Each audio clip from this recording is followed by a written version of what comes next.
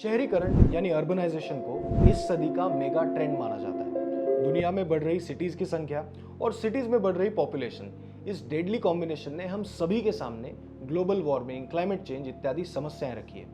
जब हम शहरों में घूमते हैं तो ये सोचते हैं कि ये बिल्डिंग्स की संख्या कितनी बढ़ गई है। कई बार तो हम ये भी देखते हैं कि एक्सेस रोड काफी छोटी है पर बिल्डिंग तो काफी ऊंची है। तो इस बिल्डिंग को बनाने के लिए परमिशन किसने दी और किस बेसिस पर दी?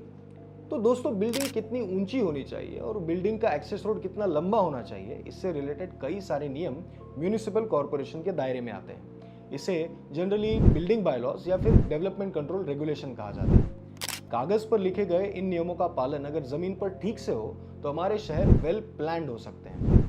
जब हम वेल प्लान्ड सिटीज की बात करते हैं तो हमारे सामने सिंगापुर, न्यूयॉर्क, लंदन, पेरिस और न जाने कितने विदेशी शहरों के उदाहरण आ सकते हैं। पर क्या आपको पता है कि हमारे प्यारे भारत में टाउन प्लानिंग के नियम हजारों सालों पहले बनाए गए थे और उन्हें बनाया था विश्व के सबसे महान दार्शनिक आर्य चाणक्य अर्थात कौटिल्य ने। क्या थे ये नियम और क्या था चाणक्य का विजन, जानेंगे इस वीडियो के माध्यम से। नमस्कार, मेरा नाम है पीयूष और टाउन प्लानिंग को समर्पित मेरे यूट्यूब चैनल पर आप सभी का स्वागत। कौटिल्य द्वारा रचा गया अर्थशास्त्र भारतीय इतिहास में महत्वपूर्ण माना जाता है। इकोनॉमिक्स हो या पॉलिटिकल साइंस, मैनेजमेंट हो या गवर्नेंस, इन सारे विषयों से जुड़े मूलभूत तत्व इस ग्रंथ में है। इसी के कारण इसी ग्रंथ को सर्वसमावेशी ग्रंथ माना जाता है। लेकिन ये बहुत कम लोग जानते हैं कि इसी ग्रंथ में टाउन प्लानिंग से रिलेटेड कई सारी चीजें भी लिखी गई है, जिनका उपयोग उस समय के शहरों की प्लानिंग करने के लिए किया जाता था। शहरों की प्लानिंग के साथ साथ लोगों की क्वालिटी ऑफ लाइफ कैसे बढ़े, इससे जुड़े कई सूत्र कौटिल्य ने इस अर्थशास्त्र में दिए हैं। इन्हें अब हम एक एक करके समझते हैं। पहला सूत्र है पॉपुलेशन से रिलेटेड। शहर की पॉपुलेशन शहर में उपलब्ध रिसोर्सेज से ज्यादा ना हो और अगर वो बढ़ती है तो एक नए शहर का निर्माण किया जाए। दूसरा सूत्र है एडमिनिस्ट्रेशन। अब एडमिनिस्ट्रेशन के पॉइंट ऑफ व्यू से 10 गांव में एक संग्राम, 200 गांव में एक सार्वत्रिक, 800 गांव में एक स्थानीय, ऐसे एडमिनिस्ट्रेटर्स होने चाहिए।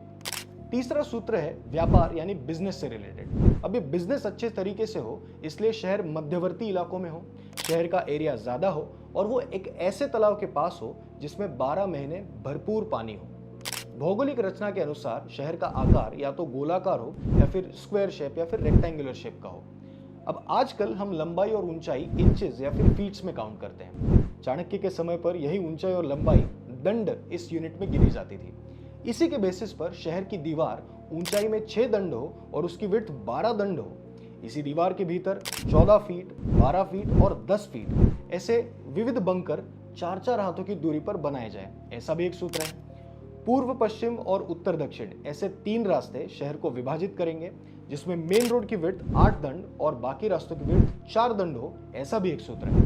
अब पानी की बात करें तो 10 घरों के पीछे एक पानी का कुआं हो जिसकी साफ सफाई रेगुलरली हो, ऐसा भी एक सूत्र अर्थशास्त्र में पाया जाता है। टाउन प्लानिंग के ये नियम देखकर हम समझ सकते हैं कि पॉपुलेशन हो या फिर बिजनेस, पानी हो या फिर क्वालिटी ऑफ लाइफ, चाणक्य का हमारे शहरों को देखने का नजरिया सर्वसमावेशी यानी कॉम्प्रहेंसिव था और इसी के कारण कौटिल्य का यह अर्थशास्त्र इंडियन सिटीज के लिए आज भी उतना ही रिलेवेंट साबित होता है। हमारे आज के शहर, उनके टाउन प्लानिंग के नियम और चाणक्य का विजन, इस सब के बारे में आपका क्या ख्याल है, कमेंट बॉक्स में जरूर बताएं। और अगर आपको ये वीडियो पसंद आया हो तो जरूर लाइक करें, शेयर करें और हमारे इस चैनल को सब्सक्राइब करें। धन्यवाद।